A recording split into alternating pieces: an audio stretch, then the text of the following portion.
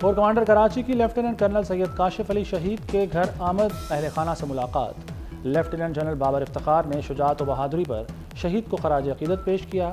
کہا کہ دفاع وطن کے لیے سید کاشف علی کی قربانی سنہری حروف سے لکھی جائے گی۔ کور کمانڈر کراچی نے لیفٹیننٹ کرنل سید کاشف علی شہید کے درجات کی بلندی کے لیے دعا کی۔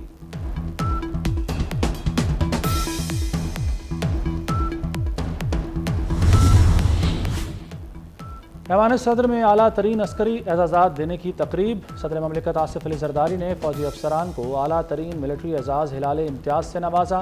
تقریب میں 41 ہلال امتیاز ملٹری کے اعزازات دیے گئے۔ کیپٹن عبدالولی شہید کا ستارہ بصالت ان کے والد نے وصول کیا۔ فخر ہے پاکستان کے شہداء میں ہمارا خون بھی شامل ہے، پاک فوج اپنے شہداء کو کبھی نہیں بھولتی۔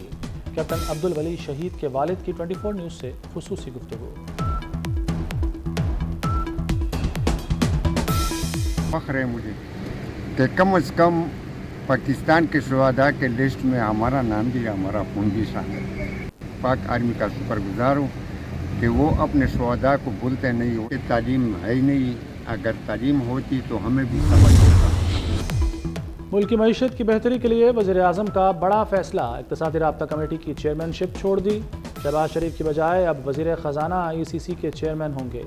وزیر اعظم نے اقتصادی رابطہ کمیٹی کی تشکیل نو کر دی۔ نوٹیفیکیشن جاری کر دیا گیا۔ ECC ارکان میں تجارت، پاور اور پیٹرولیم کے وفاقی وزراء شامل۔ اقتصادی امور اور منصوبہ بندی کے وفاقی وزراء بھی کمیٹی کا حصہ ہیں۔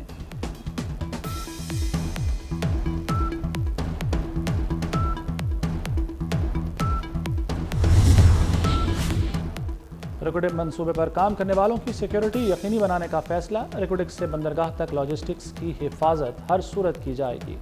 وزیر اعظم کی زیر صدارت اجلاس میں اہم فیصلے۔ برک گولڈ کمپنی کا وفد بھی شریک ہوا۔ بلوچستان میں انفراسٹرکچر خصوصاً ریلوے لائن سے متعلق منصوبہ سازی پر زور دیا گیا۔ نئی ریلوے لائن سے چاغی مستفید ہوگا اور کان کنی کی صنعت کو فروغ ملے گا۔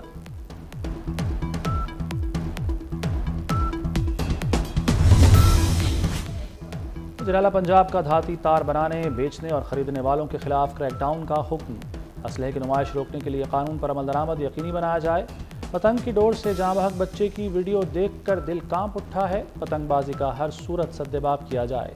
پنجاب میں کہیں بھی نو گو ایریا بنانے کی اجازت نہیں دیں گے، مریم نواز کی ہدایت۔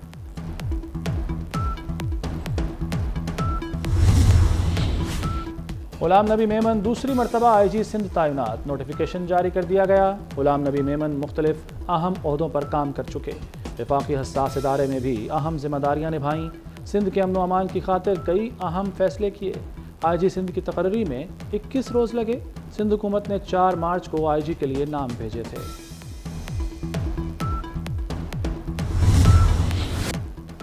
رمضان المبارک میں مہنگائی آسمان کو چھونے لگی۔ متوسط طبقے کی بھی چیخیں نکل گئیں۔ منافع خوروں اور ذخیرہ اندوزوں کے خلاف سخت اقدامات کا مطالبہ۔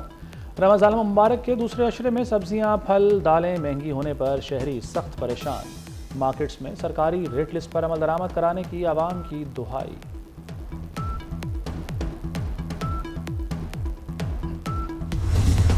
کمیٹی جو ہے وہ 7 لوگوں پر مشتمل ہوگی اور ان 7 لوگوں میں میں آپ کو بتا دیتا ہوں، لیکن ایک جو ڈفرینٹ چیز ہوئی ہے کہ اب کوئی چیئرمین سلیکشن کمیٹی نہیں ہوگا۔ 7 کے 7 ممبرز کے پاس اتنی پاور ہوگی جتنی کسی ایک ممبر کے پاس ہوتی ہے، اور وہ میجورٹی پہ ڈیسیژن کریں گے۔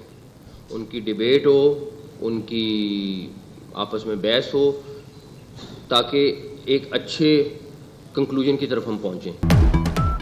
اب جمے گا کھیل، اب بنے گی ٹیم۔ قومی اسکواڈ کا انتخاب کرے گی 7 رکنی سلیکشن کمیٹی۔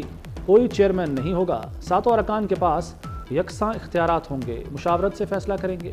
وہاب ریاض، محمد یوسف، اسد شفیق اور عبدالرزاق کے علاوہ قومی ٹیم کے ہیڈ کوچ اور کپتان بھی سلیکشن کمیٹی کا حصہ۔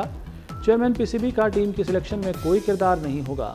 محسن نقوی نے کہا کہ 4-5 روز میں کوچز کا معاملہ بھی فائنل ہو جائے گا۔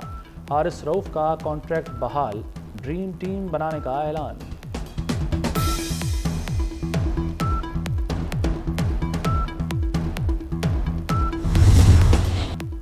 اماد وسیم کے بعد محمد عامر نے بھی ریٹائرمنٹ واپس لے لی۔ T20 ورلڈ کپ کے لیے دستیاب ہونے کا اعلان۔ کہا زندگی فیصلوں پر نظر ثانی کا موقع دیتی ہے، پی سی بی کے ساتھ مثبت بات چیت ہوئی، پاکستان کے لیے کھیلنے کا اب بھی خواب رکھتا ہوں۔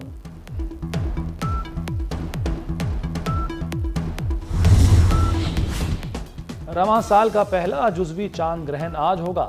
امریکہ، آسٹریلیا، افریقہ، شمالی اور مشرقی ایشیا میں نظر آئے گا، پاکستان میں نہیں دیکھا جا سکے گا۔ محکمہ موسمیات کے مطابق چاند معمول سے 10% کم روشن ہوگا۔ امریکہ کا بھارت میں مذہبی پابندیوں پر اظہار تشویش۔ امریکی اسٹیٹ ڈپارٹمنٹ کی ہیومن رائٹس رپورٹ میں مودی کا ملک مذہبی آزادی کے حوالے سے تشویشناک قرار۔ انتہا پسند پالیسیوں کی وجہ سے بھارت کو سیکولر کی بجائے صرف ہندو ملک ہی کہا جا سکتا ہے۔ گزشتہ سال اقلیتوں کا قتل عام ہوتا رہا، مسلمان، عیسائی اور دلت پر مظالم کے پہاڑ توڑے گئے۔ بھارت کو دنیا کے تشویشناک ممالک کی فہرست میں شامل کرنے کا مطالبہ۔ اور بہار زندگی بخشتی ہے، رت بدلتی ہے، پھول کھلتے ہیں، ڈالی ڈالی مسکراہٹ بکھیرتی ہے۔ لاہور کے جیلانی باغ میں رنگا رنگ پھولوں کی نمائش، 60,000 سے زائد پھولوں کو خوبصورتی سے سجایا گیا۔ شہریوں کی بڑی تعداد نمائش دیکھنے پہنچی۔